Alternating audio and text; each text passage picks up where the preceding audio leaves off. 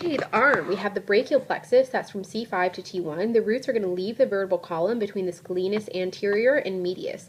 Divisions occur under the clavicle, medial to the coracoid process. The plexus has an intimate relationship with the subclavian and brachial arteries. The median nerve is formed anterior to the brachial artery. The anterior compartment of the arm, the function is forearm flexion, C5-6. The nerve is musculocutaneous nerve, and the muscles are biceps brachii, coracobrachialis, and brachialis.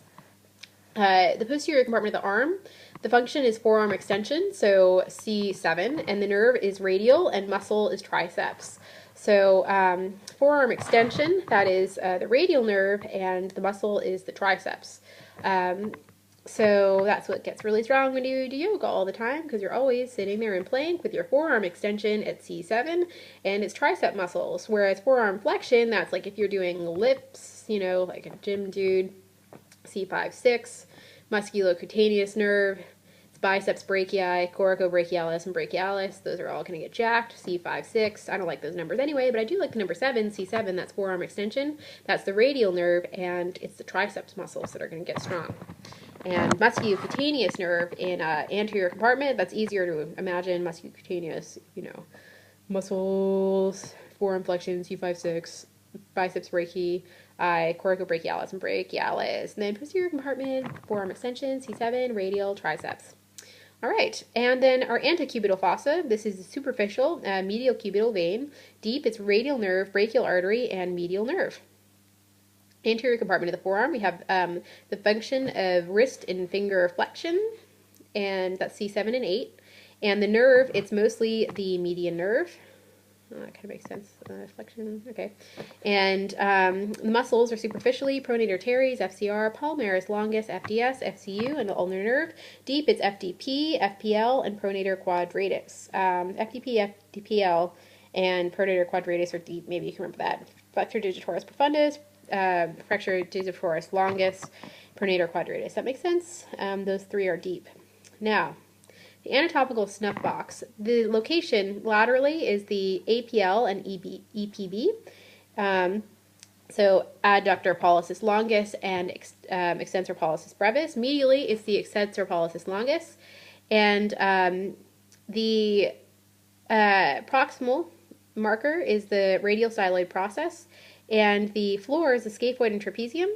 The contents are the radial artery, cephalic vein, dorsal cutaneous branch of the radial nerve. So that's why you feel the radial nerve on the anatomical snuff box is the dorsal cutaneous branch of the radial nerve. Carpal tunnel. The carpal tunnel is formed by the flexor retinaculum and the carpal bones. It contains the 4 tendons of FDS, 4 tendons of FTP, and 1 tendon of FPL. So S4, P4, 1L. 4S, 4 Ps, and 1L. FD, FD, FPL. FDS, flexor digitorum superficialis, flexor digitorum profundus, and 1 tendon of flexor pollicis longus. That's all in the carpal tunnel. And the median nerve. That's all in the carpal tunnel. Median nerve supply is LOAF, LLOAF. That's abductor pollicis brevis. And the median cutaneous branch travels superficial to the flexor retinaculum, so sensation gets spared over the thenar area. So that's because of the palmar cutaneous branch of the median nerve traveling superficial to the flexor retinaculum, so you can have sensation spared over the thenar area in median nerve injury that is occurring in the carpal tunnel.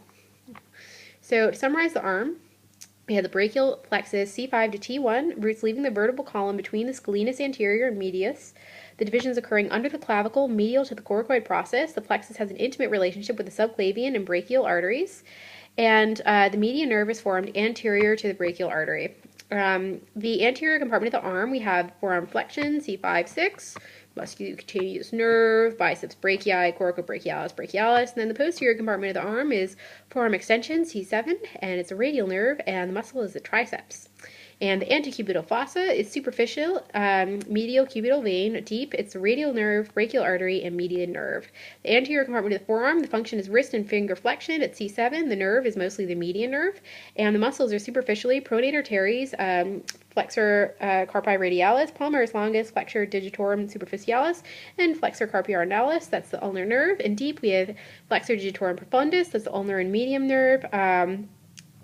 Flexor pollicis longus, and pronator quadratus. That's all deep in the anterior compartment of the forearm. So the anatomical snuff box is laterally APL and EPB, abductor pollicis longus and extensor pollicis brevis. Medially, we have extensor pollicis longus. Proximally, we have the radial styloid process, and the floor is a scaphoid and trapezium, and God, the radius does go far down there. That's what I'm feeling. Okay, yeah. All right, and then radial styloid process proximal, floor is scaphoid and trapezium, the contents of the radial artery, the cephalic vein, the dorsal cutaneous branch of the radial nerve. So that's why you feel that area when you are assessing for radial nerve intact function and sensation.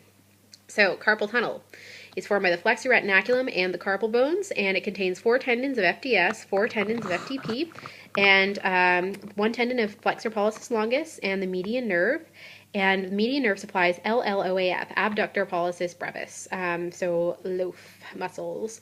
And the palmar cutaneous branch travels superficial to the flexor retinaculum, and that spares sensation over the thenar area. If you have compression that's more proximal, you might both get knocked out, but if it's compression in the carpal tunnel, then you'll have spared sensation over the thenar area because of the palmar cutaneous branch of the median nerve. And that is all on the arm.